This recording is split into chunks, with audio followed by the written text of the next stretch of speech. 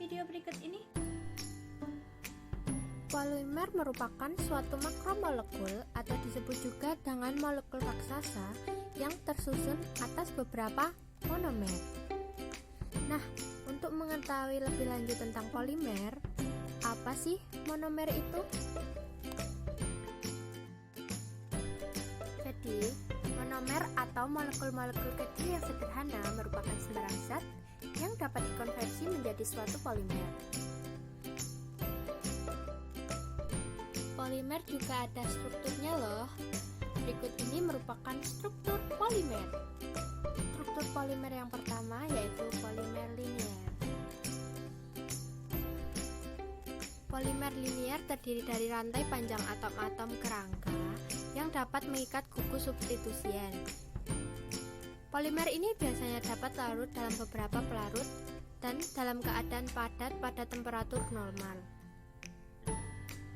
Polimer ini biasanya terdapat sebagai elastomer, bahan yang fleksibel, atau termoplastik seperti gelas.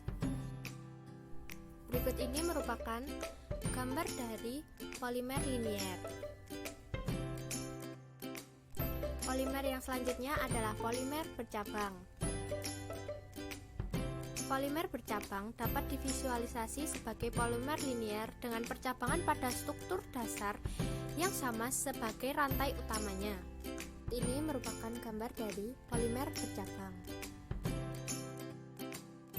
Dan struktur polimer yang terakhir adalah polimer jaringan 3 dimensi.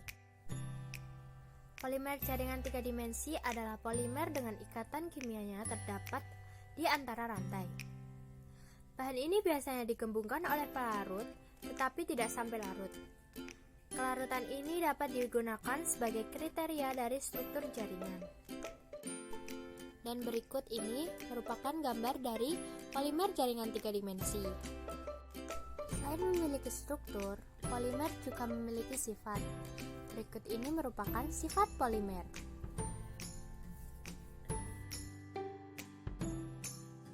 Sifat polimer yang pertama adalah sifat termal.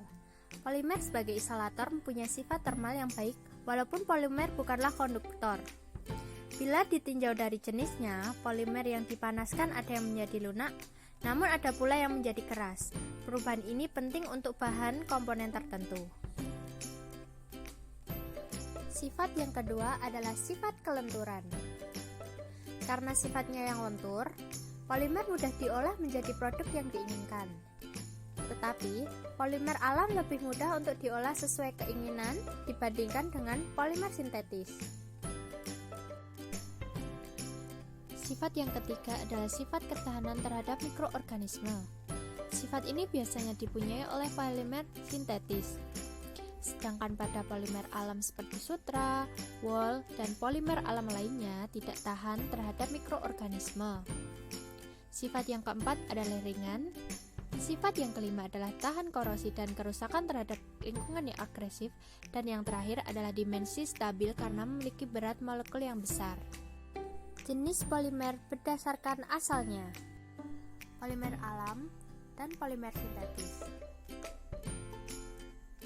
Polimer alam adalah polimer yang terdapat di alam dan berasal dari makhluk hidup.